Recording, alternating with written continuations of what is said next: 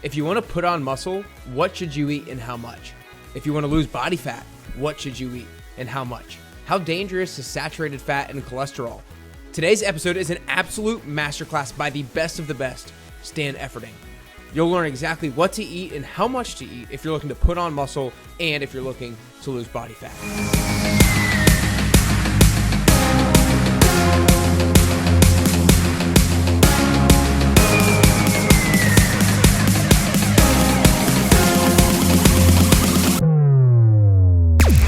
Stan Efferding still holds the title of the world's strongest bodybuilder. I mean, he's bulked up to 300 plus pounds to win powerlifting competitions, and he's cut down to single-digit body fat percentages to win bodybuilding competitions.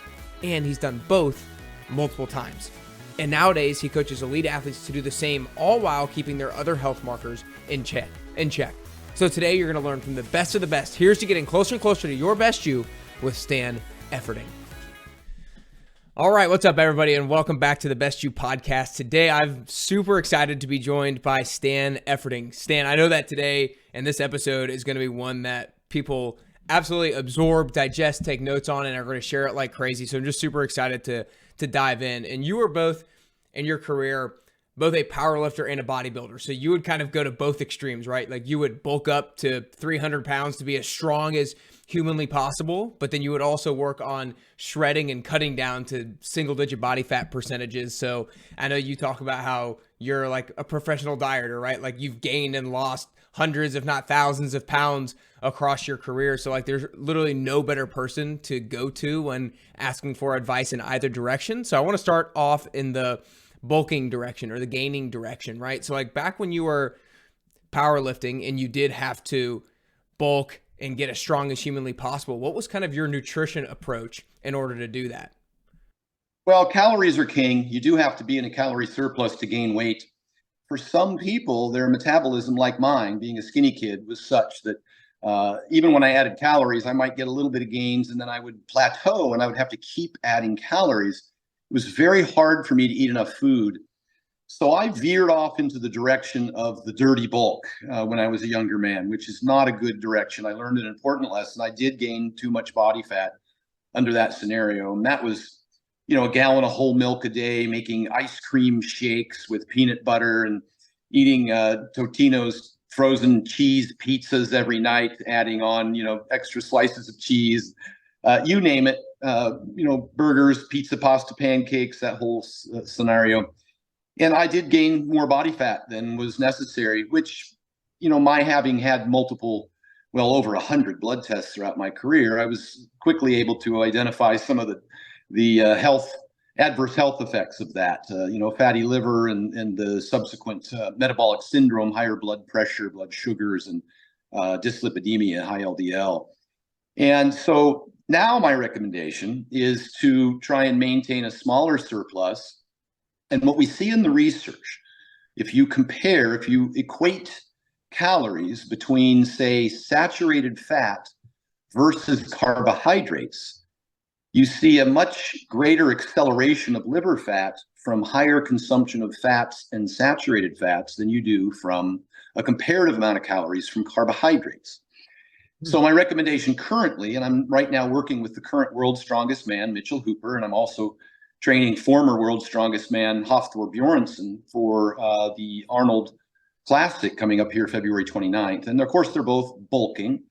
And the recommendation is to have a lower fat diet and certainly a much lower saturated fat diet. So we eliminate bacon and butter and, what am I thinking? Coconut oil, things that are very heavy in saturated fats. And we keep generally overall fats pretty low, probably half the protein intake, certainly less than 20% of total calories. And I might even shoot that down to 15% of total calories from fat. And I drive carbohydrates. And then I also suggest that we earn those carbohydrates. And I want those carbs to be stored as muscle glycogen and utilized to fuel workouts. And so we move after every meal, take a 10-15 minute walk, and I split workouts. I do half the training in the morning, half the training at night. And so with that kind of work volume, that kind of muscle movement, we have a much greater chance of utilizing that energy for muscle glycogen and to fuel workouts than to gain fat.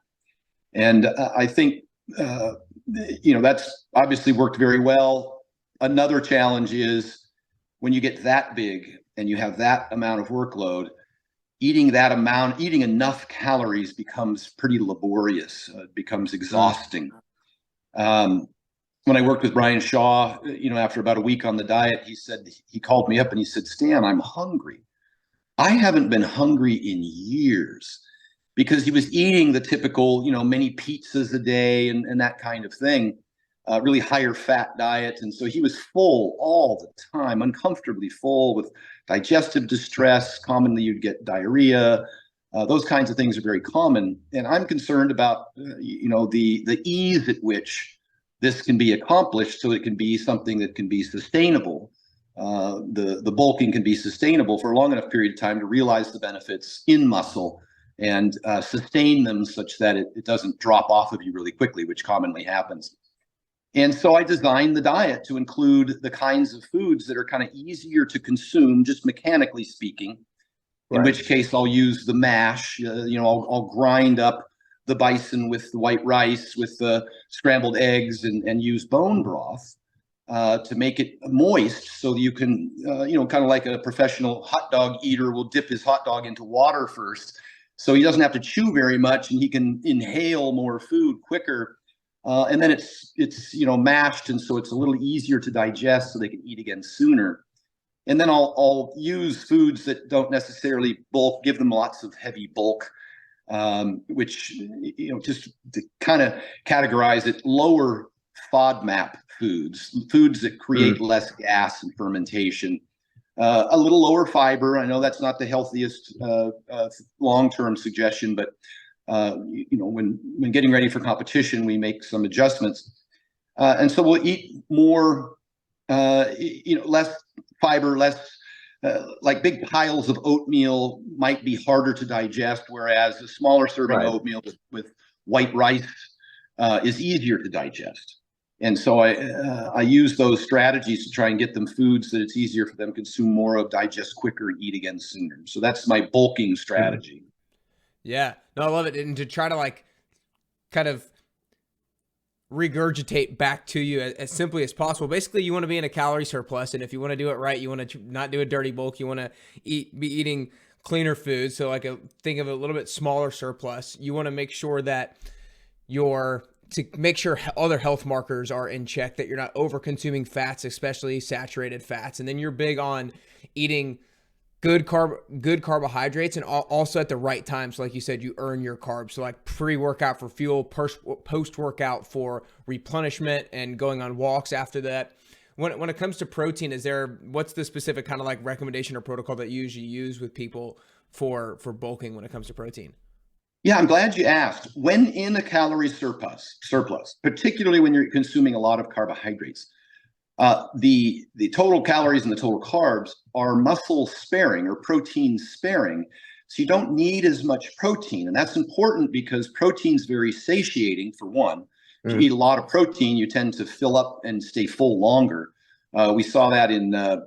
Jose Antonio with the ISSN has done protein overfeeding studies, and he increased protein to 2 grams per pound and tried to get 3 grams per pound.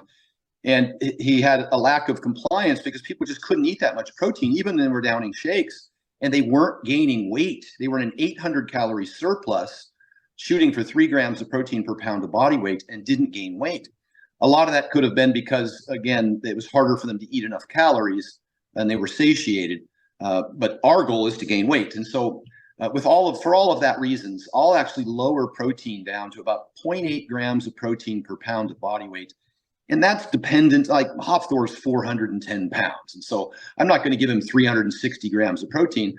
I can get away with probably 300 and not compromise any of his strength or muscle growth. But if I try to go higher than that, he might get too full. And then we also have what's called the thermic effect of food, whereas protein, for every 100 calories you consume, you burn 30 just metabolizing it. So you only net out 70. Carbohydrates, for every 100 calories you consume, you'll net out about 95. And so just in terms of the net result, I would try and bring protein down for all of those reasons. Yeah. So when it comes to protein, like you said, if you're trying to be in a calorie surplus and therefore eating a lot, then protein can be satiating. So, you can eat too much protein and then make it hard to get to that calorie surplus, therefore not kind of negatively impacting your gains. And also from the standpoint, if you're eating more protein as your source of more calories, then like you said, your thermic effect of food, part of your total daily energy expenditure will actually go down too, therefore offsetting some of the benefits of the calorie surplus as well. That's great. So now I kind of want to go to the flip side of things. Let's go to the cutting. So we talked about the kind of the clean bulk, if you will. What does the clean and the healthy cut now look like? Because I know, like you said, you've probably had some times in your past where you've done extreme cuts, probably in unhealthy manners, which has led to maybe some unhealthy things with blood tests and other health markers. So let's talk about like a good clean cut and what that looks like. Yeah, one nice thing about weight loss is that 95% of health benefits are realized strictly from the weight loss itself, irrespective of diets. And we saw that even with horrible diets like the McDonald's diet or the Twinkie diet or the 7-Eleven diet. Your health improves, certainly for up until such time that you're in an extreme deficit for an extended period of time and you're an athlete exposing yourself to micronutrient deficiencies. In women in particular, that would be things like the female triad, anemia, hypothyroidism, osteopenia, those kinds of things that would result from excessive calorie restriction over an extended period of time. So I always noticed my blood markers improving, of course, when I started losing body fat, irrespective of the diet. Having said that, the most important thing, the single most important thing is compliance. The main reason that people fail on diets is they get hungry. And so you need to mitigate hunger. Willpower is not a good strategy. You'll lose that battle every time. And second on that list is going to be retention of lean mass. You want to maintain your muscle tissue. And so on the hunger side, we try and do just the opposite of the bulking. We try and satiate people as best we can. And the best way to do that is first and foremost, increasing high satiety foods, protein being one of the main ones. So I might increase protein intake as high as a gram per pound or 1.2 grams per pound. I'll follow in Jose Antonio's steps and see how much can you consume of protein a day. Lean proteins, this would be like a top sirloin steak is, probably very low in fat and certainly very low in saturated fats. An egg white blend, fat-free Greek yogurt. And I'm not suggesting that whole fat yogurt is bad. I'm just saying we're on a diet now and we have to watch calories, and we can get all the benefits of Greek yogurt, meaning high protein, prebiotics, probiotics, fermentation, all of those things are extraordinary. Calcium. And we also see an independent benefit of dairy on BMI and performance when compared to an equivalent amount of other proteins. It's not just the protein. This is Stu Phillips' research. He wrote a recent article on that, and he's a professor of physiology out of McMaster University in Canada. He's probably a 30-year researcher on protein, but he's very bullish on dairy and in particular a Greek yogurt because of its high protein content and better digestibility and fermentation. So we raise protein up for satiety, and we use lean proteins. Next on that list would be fiber for satiety. Increase our fiber intake. It might be I like to use salads, of course, is a good one. Oatmeal, as a snack, maybe popcorn. Those kinds of things to satiate you.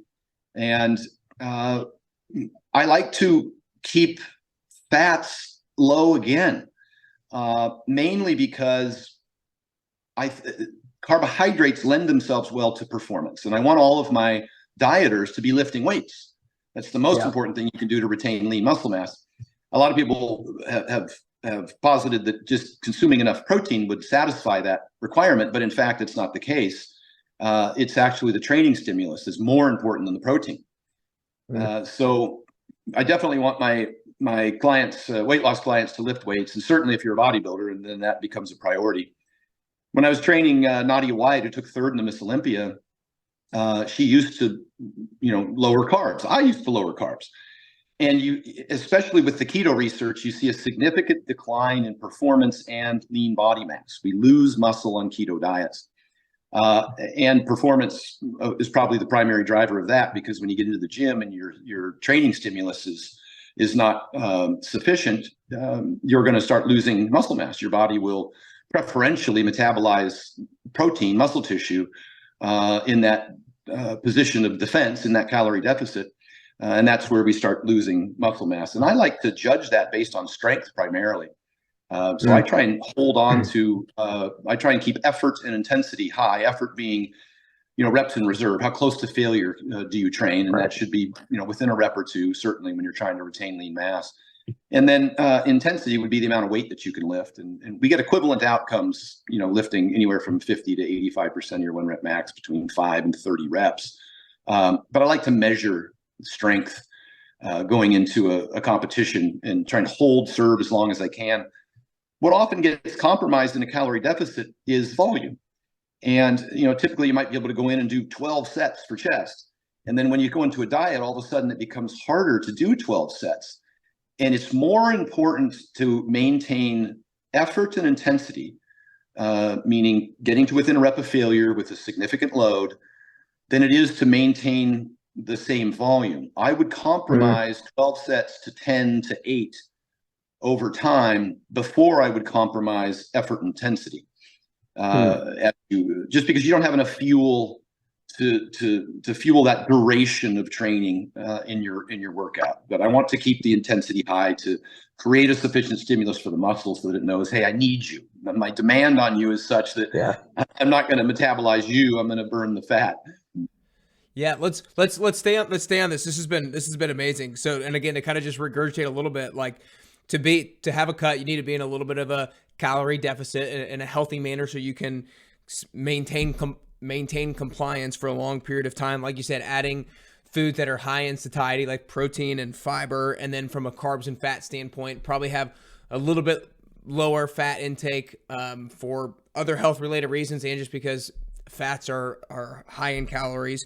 And then you want good healthy carbs, obviously, for the fiber, but also for the training benefits so that you can maintain intensity, because intensity is super important for muscle retention, which is super important for overall metabolic rate and things like that. So people who are in a cut and on a calorie deficit, like you said, it's very hard to maintain the same level of volume and the same level of intensity without being maybe pretty dialed in with food, maybe before and after workouts. So if you are in a cut and you're looking to lose body fat, but you still want to perform at a high level in your workouts, what's your recommendation to your clients and yourself for what people eat before and after a workout, and kind of like the timing of those meals as well? Yeah, meal timing is further down on the list of priorities. Obviously, calories are king, and getting sufficient protein, daily protein. The timing of the protein seems to be less and less important. Some bolus before and after, bookending the workouts, at least a few hours before and a few hours after. But the total daily protein intake is the major priority. And then as far as, then we get to carbohydrates, the timing of those for workouts in particular, maybe you put 60 or 70% of your total daily carbohydrates, bookend them before and after workouts, 2 hours prior and subsequent to training. Particularly if you're going to train twice a day, that morning bout should be followed up with a carbohydrate intake. And some of that energy can be, we call it, like with the keto diets, we call it the keto flu, just a loss of muscle glycogen, which is 3 parts water attached to the glycogen. So you're getting a little dehydrated and losing minerals and electrolytes. So that might be a good time to start adding in a little bit of sodium pre, intra, and post workout. And I have, and that would definitely help with your energy, your endurance, your stamina during training, and might even give you some satiety benefits, because sometimes hunger is disguised. Sometimes people will be water and sodium depleted and think they need to run out and get carbs, when in fact it's just the hydration component. And so I do recommend drinking, and there's a specific mixture. Dr. Sandra Godick, PhD in thermoregulation and hydration from the Heat Institute, recommends that you mix water, sodium, and a little bit of glucose, and then sip on it about an hour prior to training, throughout the full hour, and then throughout training. And that gives you, that's the best absorption from the small intestine into the bloodstream. And the concentration matters. And I'll just give you kind of a general dosage. Take a gallon of water and mix about 500 to 1,000 milligrams of sodium. It's personal preference. 500 milligrams is a liquid IV, so you could use 2 of those. Or 1,000 milligrams is an LMNT. So you could use one of those. I'm not suggesting either. I'm just saying that those are flavored in their sodium. So it'll taste good. So get a gallon of water and add 500 to 1,000 milligrams of sodium using whatever blend you like. And then add about anywhere from 40 to 80 grams of sugar. I use dextrose. It feels better on my stomach because there's a sodium glucose transporter that helps move the carbohydrates and the salt and the water from the small intestine into the bloodstream. If you consume too much sugar, like Gatorades are actually too high in sugar, then your body will actually draw water from the body into the small intestine to dilute the sugar. And you end up, it stimulates the kidney to increase urination, which is not your goal for hydration. Same if you just drink water. Drink a ton of water by itself, especially a large volume at once, instead of sipping on it over a period of time. Your body will just increase its urination, so you'll just end up peeing more, and it'll start coming out clear, which is a good indicator that you have diluted electrolytes, that you don't want it to be clear. So that's the reason I recommend the blend is for ideal absorption of water, sodium, and glucose, not necessarily to replace all the water that you'll lose during training or all the glycogens you lose during training, but just to put you in an optimal training state so that you can give the best effort to that workout bout. If I was just to hear this today and I was getting ready to go out for a workout and I didn't have that blend, but I had water and Gatorade, could you do like water and a little bit of a Gatorade? Does that have a similar benefit, or split it half and half and add a little salt to it? Because Gatorade isn't high enough in sodium, probably because it wouldn't taste very palatable if it were higher in sodium. But it wouldn't meet that particular concentration. So and it's always a plus and minus to which product you use. Does it taste good? Is it high enough in sodium? Is it too high in glucose? But that's the mixture that I recommend, and you can orchestrate that yourself. You don't drink the whole gallon. I'm just telling you how to mix it so you have it, and then you just sip on it for the entire hour prior to training, and then throughout training as needed, as desired. And for the longer bouts, if you train over an hour, hour and a half, you'll end up drinking more often. And then certainly subsequent to training, if you lose a significant amount of water, like a UFC fighter or a football player, you want to replace the same weight that you lost with water so that your weigh-ins before and after are equivocal. Gotcha. This has been so good. I want to dive into a couple of slightly more nuanced topics. We've talked about how both for the bulk and for the cut, maybe managing your overall fat intake, especially like saturated fat intake, is important because we all know there's plenty of other health benefits of the healthy kinds of fats. Talk to me about your stand on saturated fat and its role in our diet, or the danger of it, and kind of like as that pertains to cholesterol, right? Like I think that, so like red meat obviously gets demonized by some people because of its saturated fat. And I think even people who are more on the pro meat side would say like, yeah, you're not supposed to have excess amounts of saturated fat. So I guess just talk to us about where you kind of stand and what you've kind of, your current understanding of the literature and stuff like that is with regards to saturated fat consumption and cholesterol and that's actual impact on maybe our cardiovascular health. Sure. Let me start by saying that I'm not demonizing a keto diet by any means. Fats are important.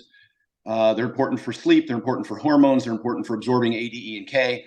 But it seems that the amount of fat that you need to accomplish all of those tasks can be possibly as low as 60 grams a day.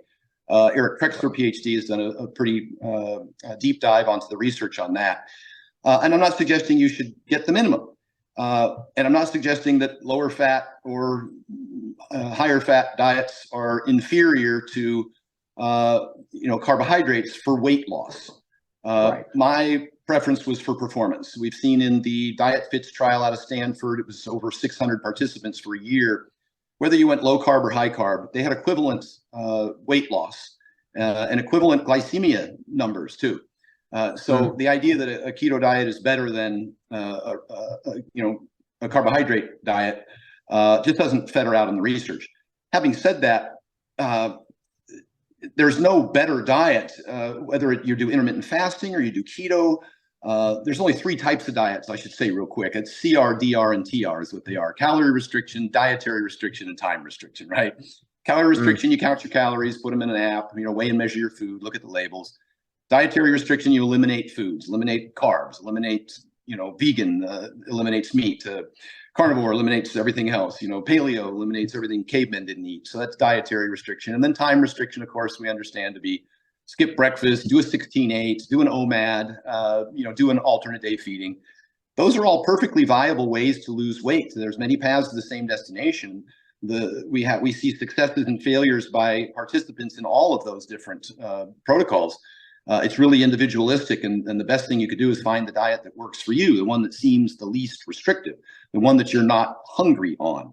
We're right back to hunger and satiety. So having said that, my recommendations for fats, as mentioned, are in terms of performance. And my recommendations for saturated fats, at least in terms of the bulking diet, had to do with how fast liver fat accumulates, and we talked about that.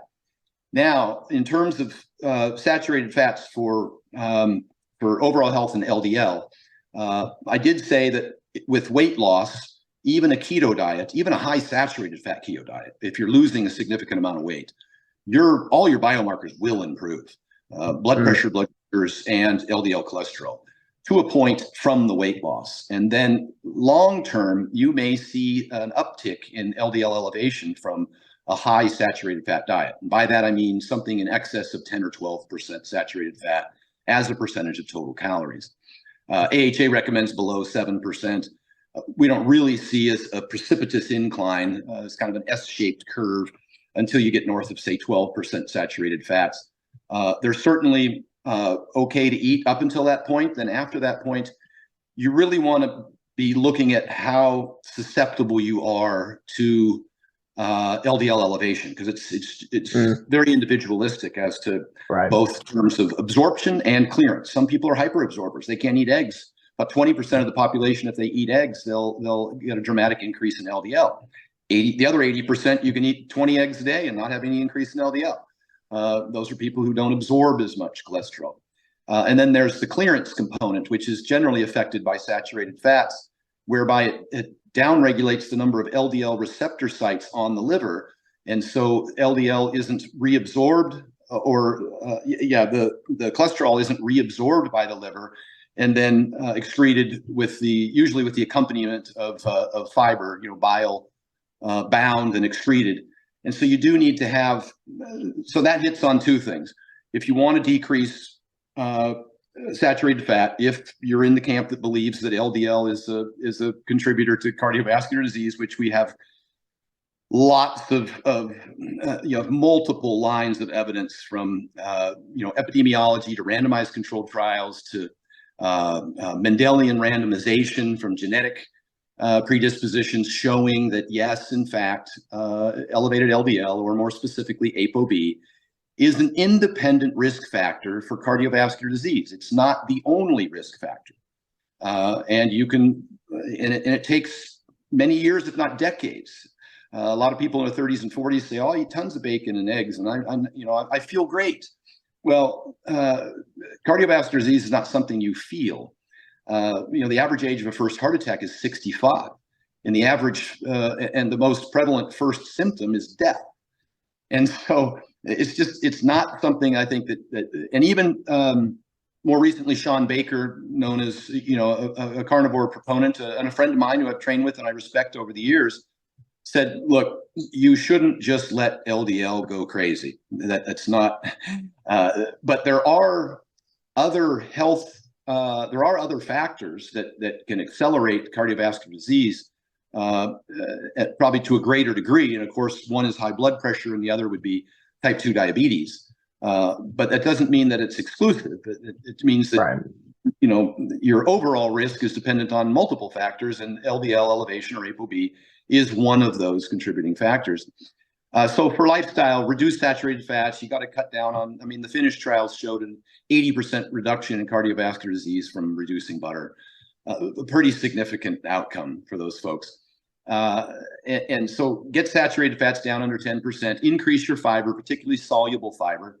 Those are the two biggies for reducing LDL. And even then, if you have a genetic predisposition, familial hypercholesterolemia, that might not be enough. And if you want to further reduce your risk, you may be a candidate for having to utilize. Now we have such advanced therapies. As dual therapy, ezetimibe is not a statin, and it helps with reduce absorption. And then, of course, the statins, rosuvastatin, in low dose helps increase clearance. And we have the PCSK9 inhibitors, which just are miraculous for reducing LDL. And that would be something you would want to consult your doctor about, but certainly not something to ignore. I can't recommend that. Yeah.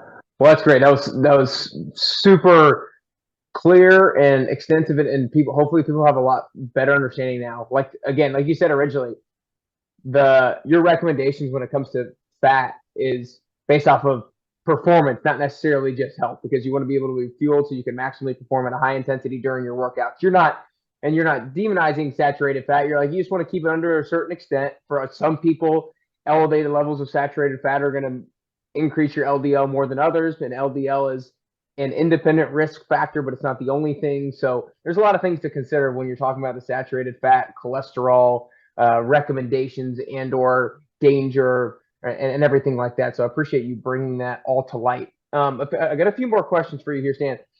Let's take, for example, somebody who is looking to lose body fat and they're struggling to do so, but they feel like they have been in a calorie deficit because maybe they went online, had a calorie calculator and realized, okay, I need to be 500 calories under this. And they've been sticking to that for a long period of time, but they're not seeing the body fat loss or the weight loss that they want to see.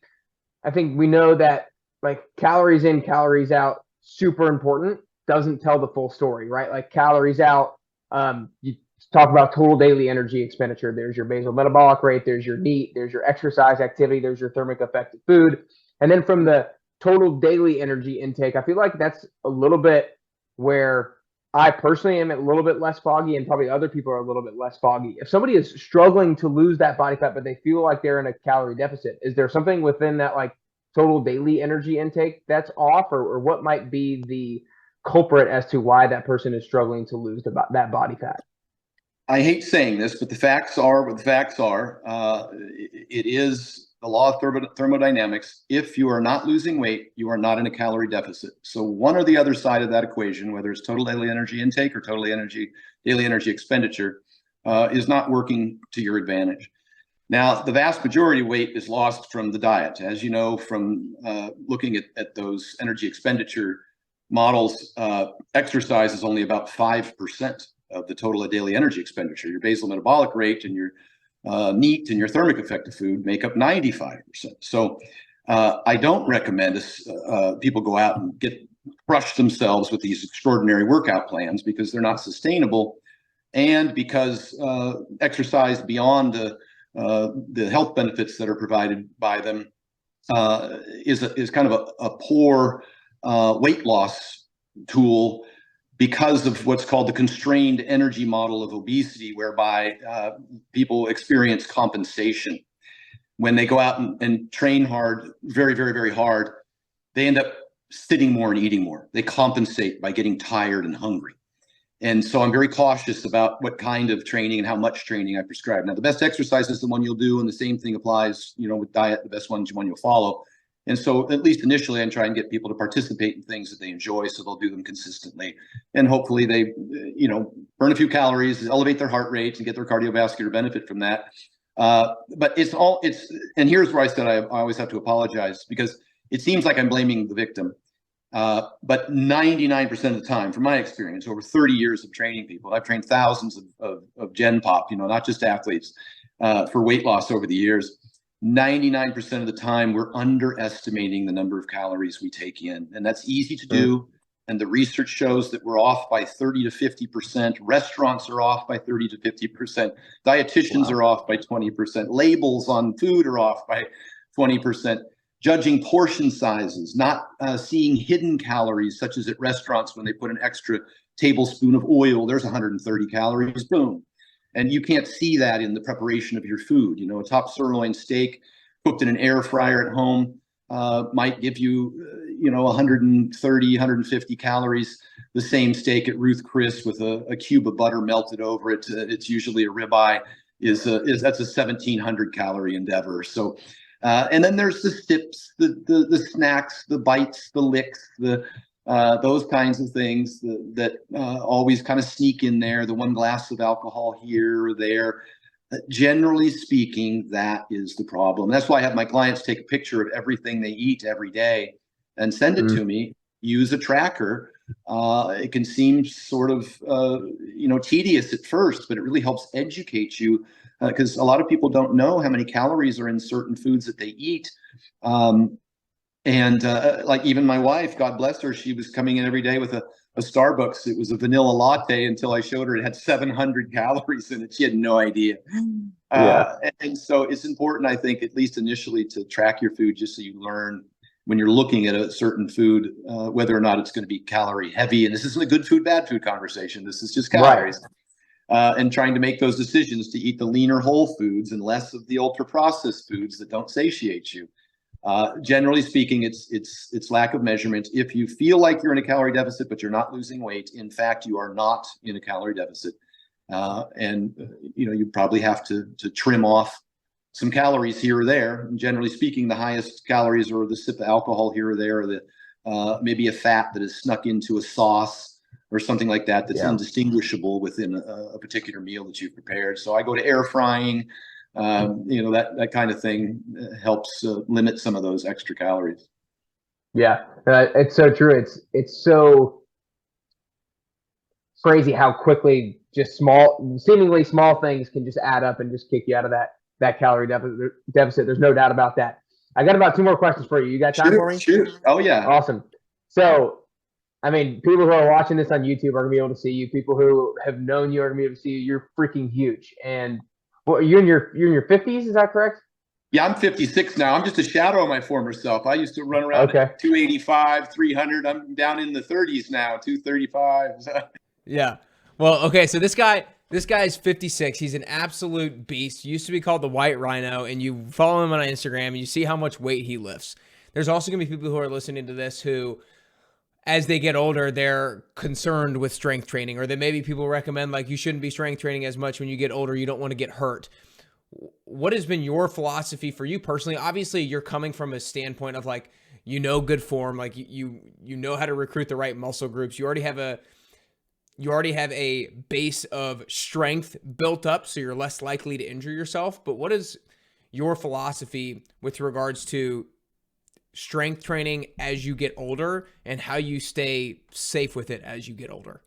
Yeah, it becomes more and more necessary the older you get, because we suffer from some degree of anabolic resistance. The protein that we eat isn't digested as efficiently. We suffer from muscle loss, sarcopenia, bone mineral density loss we see commonly, particularly in women. And those kinds of things can be prevented and reversed and improved with some resistance training, and particularly what we call axial loading. So things like weighted carries, or even like a trap bar deadlift. I don't want to frighten anybody. So I mentioned the trap bar because it's got elevated handles and it's really easy for anybody to learn. It's the learning curve's short. And it's just important that you do something with resistance in order to keep those muscles strong. So that, particularly for people in terms of it helps with balance and trip and fall and those kinds of things. Just being able to pick up your grandkids and play with them. Weightlifting is very low in terms of its injury, probably similar to swimming, to be honest with you. 65% of injuries that occur in the weight room are people dropping weights on themselves. So it's accidents, it's not injury. The most important thing, as you mentioned, is to get a coach to show you how to lift correctly. So biomechanically that you're not doing anything that might compromise yourself. And then just to gradually progress the load. You don't have to go 0 to 100. If you can only lift so much weight for so many reps, that's a great start. What you'll find is each time you come in, every week that you come in, you'll be able to do 1 more rep or 5 more pounds. And it's very rewarding to see how quickly you get strong and how fast those muscles adapt. And so I would recommend it for everyone. Dr. Peter T has talked about this extensively. The American Heart Association just released a statement that said that resistance training is equivalent to cardiovascular exercise for long-term disease risk. Now, mind you, they also suggest that both together are superior to either of them separately. But if you're doing one or the other now, and we know you get at least as much benefit cardiovascular wise from resistance training, but you get the additional benefit of the lean muscle mass gain, the strength gain, and the bone mineral density improvement, which can't be obtained from just consuming more protein and calcium, by the way. You have to have the lifting stimulus in order for those substrates to be able to utilize for bones. I would suggest if it was one or the other, it would certainly be weightlifting in that regard. And then my cardiovascular recommendation for my clients is just to take 3 10-minute walks a day, because they're sustainable. You can do them anywhere, anytime. You don't have to get in the car and drive to the gym and get on a treadmill, which is nauseatingly boring and probably not going to be something somebody will adhere to long term. They get busy and they got kids and a career. But just taking a 10-minute walk when you get up in the morning, and then sometime around lunch, after you eat, and then sometime at night. That's 30 minutes of exercise a day. That's 210 minutes a week. That well exceeds the 150 minutes recommended by the American Heart Association for cardiovascular fitness. That's great. That's great. Well, this has been absolutely awesome. People have learned so much about how to, in a healthy manner, bulk or gain muscle, and how to lose, and so many other things as well. I know people are going to want to go learn more about you and follow you and stuff if they don't already. So you need to make sure you go follow him on Instagram at Stan Efferding. Go to his website, stanefferding.com. But also, if you are somebody who wants meal prep, I spent some time over the last few days looking through theverticaldiet.com and some of y'all's meal prep and your meals and everything. And I'm like, I usually cook a lot myself, so I might have to look at some of those meals and replicate some of those in my kitchen, and then every once in a while maybe order some as well. But theverticaldiet.com has some amazing meal prep options that I would definitely recommend you guys look into if meal prep is your thing, which I know a lot of you guys it is. But last question here, Stan, is it's a hypothetical question, but if you were only able to choose 3 healthy habits to do for the rest of your life, like for whatever reason you couldn't do everything that you wanted to do, but you could only choose 3 healthy habits to do, then what are those 3 healthy habits that you would choose to do for the rest of your life? Well, we didn't talk about sleep, and that's number one. That's the foundation upon which everything else sits. I would make sure to get 7+ hours of quality of sleep a night. And that if you've got apnea, wear a CPAP. If you get your room, cool room, quiet room, dark room, just make sure you get yourself 7+ hours of sleep every night. Sleep, eat, and train are the 3 legs of the stool. Sleep, eat, and train. And so optimize sleep. And then under eating, I would just eat more whole foods and less ultra processed foods. Watch your total calories. We went over that in great detail. And then train. As mentioned, I'm a big fan of resistance training for all the reasons discussed, and just getting some steps in every day. Try and get 6,000, 8,000 steps a day. And I think that covers 99% of it. A lot of people like to major in the minors, and you watch all these people on Instagram opining about things that are probably relatively meaningless in the grand scheme.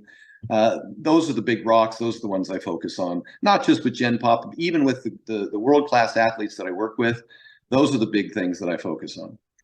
Yeah, well, and I appreciate you finishing that way, right? Because we spent a lot of time focusing on saturated fats and carbs and protein and stuff like that. And oftentimes a lot of that stuff ends up working itself out if you are eating whole foods and obviously training and everything like that. But instead of majoring in the minors and getting too into the nitty gritty, like you said, if you do those 3 things, 99% of things will take care of themselves. Stan, this was awesome today. I know a lot of people loved it. You guys make sure you share this episode with friends and family members who are also on their health and fitness journey, or who need some inspiration or motivation to get on their health and fitness journey. Make sure you share it with them. But Stan, that's all we got today. Really appreciate your time, man. Thank you, brother. Appreciate you having me. Yes, sir. That was a sheer masterclass. I mean, so much great info that I hope you took in, that you absorbed, and that you're ready to apply given whatever your goals are. If you're a former athlete who struggles to prioritize your health and fitness, and you need an at-home workout program that actually gets you results, then try the 1-week free trial of the 10-week transformation. You'll get free workouts and free recipes for a full week, and you'll see if the program is a good fit for you. You can opt in today at nickcarrier.com/free trial. Again, nickcarrier.com/free trial. Some of my biggest takeaways from Stan today were, when it comes to gaining and losing muscle, calories are king. But if you want to stay healthy with a lot of other biomarkers, then it's super important to eat real foods. Remember that compliance is the top thing that you should be concerned with when it comes to fitness and nutrition. I mean, like, what are you going to be willing to do consistently over time? If you're bulking, you got to be in a calorie surplus and get in about 0.8 grams of protein per pound of body weight and prioritize good carbs before and after your workouts. If you're cutting, you got to be in a calorie deficit. Get in 1 gram of protein per pound of body weight, prioritize fiber, and fuel yourself with carbs before your workouts so you can maintain intensity of your training and after workouts to help retain muscle mass. Saturated fats. They're not good or bad per se. Generally, he'd recommend people not let them go over 10% of your calorie intake, and generally, he'd recommend that you keep your LDL down, but remember, it's just one independent factor of cardiovascular risk. And lastly, sleep 7+ hours a night. Now, that's not something that we touched too deeply on during the interview, and that's not something that is new for most of you guys to hear, but if you consume Stan's content, he is huge on sleep. I hope you guys enjoyed today. I hope you apply what you heard today so you can get closer to the healthiest version of yourself and ultimately closer and closer to your best you.